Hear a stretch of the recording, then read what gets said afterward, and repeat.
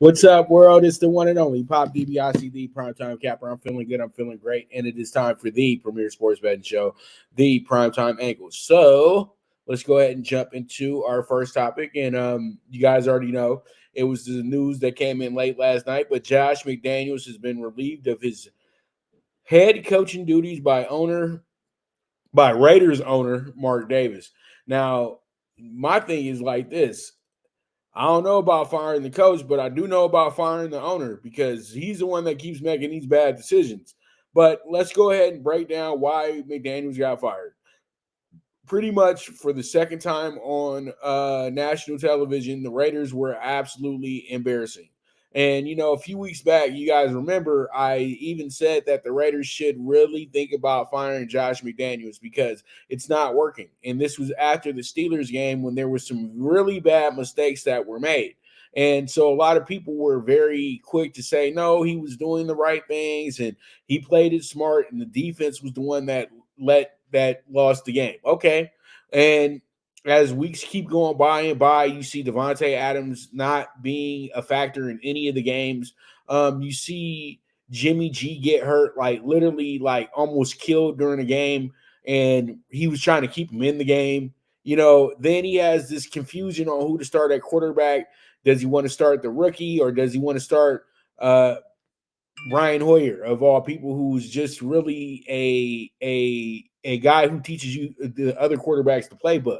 Like there was a lot of things that played parts into McDaniels being fired, but once again, they had to have the same meeting that they had in Denver, where you talk to the veterans, and then they went over what the culture's like with Josh McDaniels as the head coach, and literally, finally, the light bulb turned on for Mark Davis, and he goes ahead and he fires Josh McDaniels.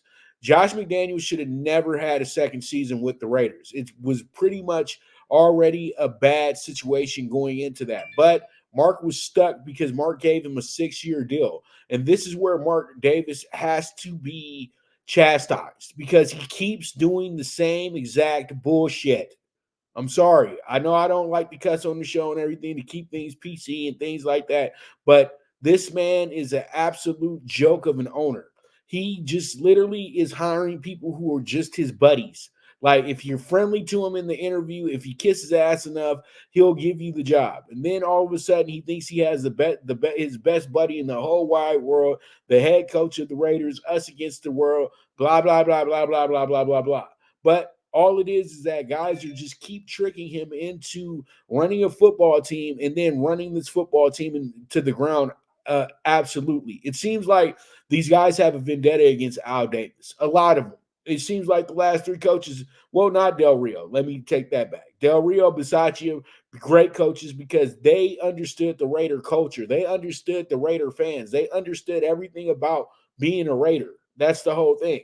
But Gruden was trying to be a dictator, and that wasn't working. But it didn't matter. He wasn't going to get fired until that situation occurred, because that was what he was on. That's what Mark Davis felt was the right way to go. Let's go get John Gruden, a guy that your dad pretty much banished from the Raider facility, from the Raider lure, from Raider anything. He pretty much scrubbed his name from Raider history, but you brought him back.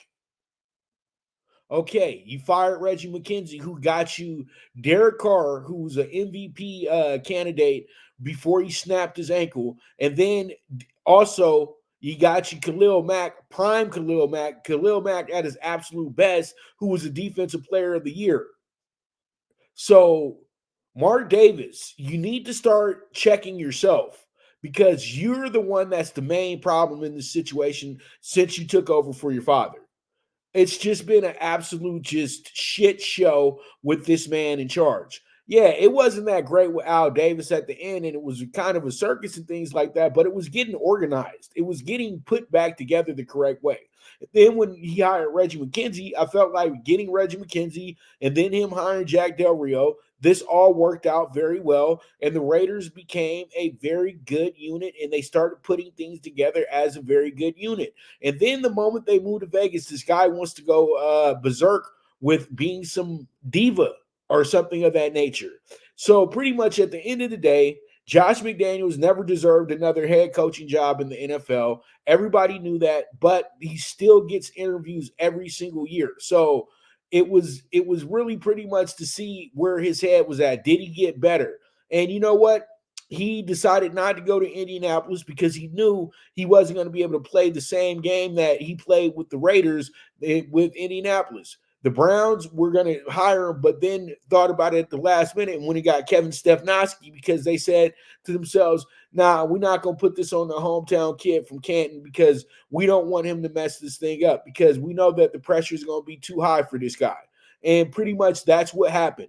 You put him in two high pressure situations where he couldn't build teams. And you know what? Josh McDaniels lived off of Tom Brady for his whole career pretty much. And Mac Jones' last few seasons should have showed you that that's exactly what happened. So, pretty much with that, the Raiders make a good decision. Is it the right decision? We'll go ahead and see. Antonio Pierce takes over the team. The Raiders also fired their general manager, Dave Ziegler. They also fired their running backs coach as well, too. And they also fired their incumbent offensive coordinator, Mike Lombardi's son, as well, too. So they really cleaned out a lot of the issues that they felt that they had with McDaniels and those guys right there. And you know, McDaniels and Ziegler were a package deal. So that's why Ziegler got fired the way that he did as well, too. So with that, that's going to be a wrap on Josh McDaniels and his Raider tenure. And the Raiders saga continues. That's all I can say. See you Sunday. Sunday night. Well, no, you don't get Sunday night football, Raiders, but see you Sunday afternoon. Let's see how it goes. Let's see how it shakes out. Let's see if this is going to help the team actually win, actually look a lot better than they have over the last few months. Okay. So with that, let's move forward and get into our next topic at hand. And that's going to be the Rangers.